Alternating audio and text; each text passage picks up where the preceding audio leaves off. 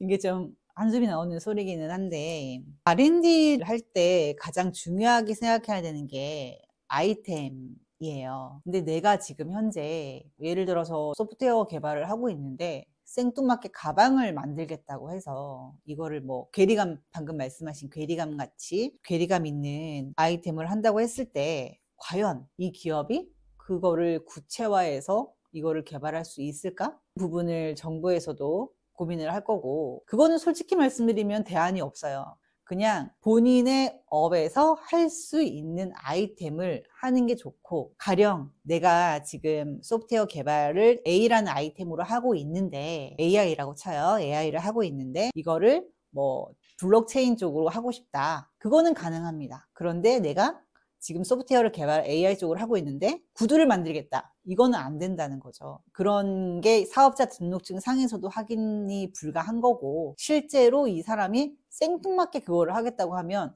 정부에서도 그 괴리감을 충분히 바보가 아닌 이상 알기 때문에, 그런 부분은 해결을 할 수 있는 방법은 대표님의 생각을 바꾸시는 방법밖에 없습니다. 벤처기업하고 이노비즈는 이제 기업의 기술력을 바탕으로 해서 인증을 이제 받게 되는 그런 과정이 있을 건데요. 이건 이제 인정받은 기술력을 바탕으로 투자 유치를 하고 거래처를 확보하고, 그리고 정부 지원금에 참여는 이제 할 때 가점을 받을 수 있는 이런 인증들인데, 적자 기업이다라고 해도 재무 상황을 좀 개선을 좀 하고, 그리고 이제 성장할 수 있는 기회를 제공을 하고, 정부 지원 사업 참여 등을 통해서 구조 개선이나 기업 성장에 필요한 자금을 확보하고 신뢰도를 상승시키고, 이런 판로 개척들에 대한 도움을 줄 수는 있습니다. 이 인증들이요. 그렇기 때문에 적자 기업이라고 할지라도 어떤 기본적인 조건만 맞다고 한다면 이 인증으로 받으실 수 있는 혜택은 많기 때문에, 이건 한번 전문가와 상담을 통해서 충분히 논의를 해보고 내가 실제로 이 인증을 받을 수 있는 기업이 맞는지부터 확인을 하시는 게 가장 좋으실 거예요. 지금 현재 제가 꼭 말씀드리고 싶은 게, 벤처 인증이 안 나오는 기업인데도 불구하고 지금 시장에는 무조건 해주겠다는 곳들이 너무 많습니다. 예를 들어서 그냥 그거는 사기성이라고 말씀을 드릴 수가 있어요. 내 기업이 벤처 인증이 안 나는데도 내주겠다. 메인비즈 인증이 안 나는데도 내주겠다. 이런 곳들이 너무 많은데, 그런 거를 최대한 리스크를 피하시려면 정말로 전문가와 상의를 해보시고 내 기업의 정보를 조금 전달을 해주시고, 우리 기업이 이런 상황인데 인증을 받을 수가 있을까요? 받을 수 있습니다. 그때 확인되면 그때 인증을 의뢰하시고, 그리고 나서 여러 가지 혜택을 받으시면 좋겠습니다. 적자 기업도 되는 인증이 있고 되지 않는 인증이 있기 때문에 그거는 꼭 전문가와 한번 확인을 해보시기를 바라겠습니다.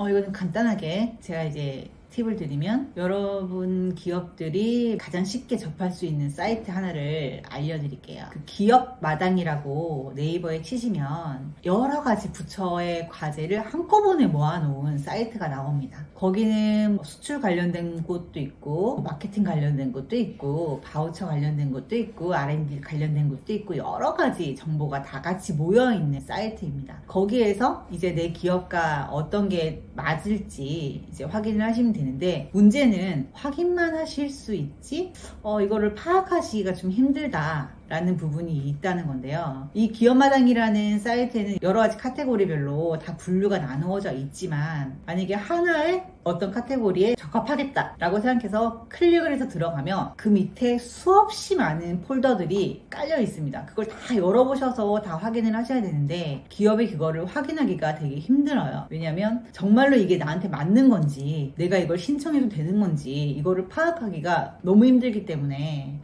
그런 부분은 좀 많이 확인을 해보셔야 되고, 많이 공고문을 많이 읽어보셔야 돼요. 그리고 과제를 만약에 찾았다 라고 하시면은 이게 과제 금액도 중요하지만 이걸 내가 할 수 있는지, 자격이 되는지 확인 꼭 해보시고, 제일 먼저 지원 제외 대상인지 아닌지, 결격 사유인지 아닌지, 이런 거를 가장 먼저 확인해 보시고, 그 이후에 이 공고에서 요구하는 자격 요건들을 하나하나 따져보시는 게 가장 좋으실 것 같습니다.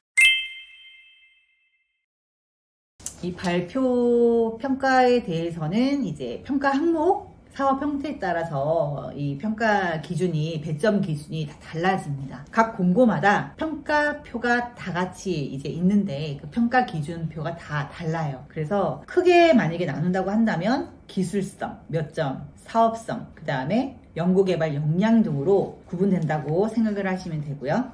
사업계획서 내용의 작성을 해야 되기 때문에 사업계획서 작성이 매우 중요하다. 계속 누차 얘기하지만 사업계획서를 보고 평가를 하고 결국에는 대면 평가를 가도 PPT를 내지만 이 최초에 낸 사업계획서를 보고 평가를 하기 때문에 이 사업계획서에 따라서 평가 배점이 달라진다. 공고마다 평가 배점이 다르다. 이런 부분이 있기 때문에 발표 평가에서도 마찬가지로 사업계획서의 발표 자료에 기존의 사업계획서에 없는 내용을 적으면 안 되고 있는 내용을 썸머리를 잘해서 가독성 있게 진행을 하시는 게 발표 평가에서 이제 좋은 평가 점수를 받으실 수 있는 부분인 거고, 마지막으로 발표할 때 심사위원들이 꼭 하는 말이 있어요. 그리고 좋아하는 기업은 정해져 있지는 않아요. 평가위원들이 이런 말들을 많이 하죠. 네, 뭐 발표 잘 들었습니다.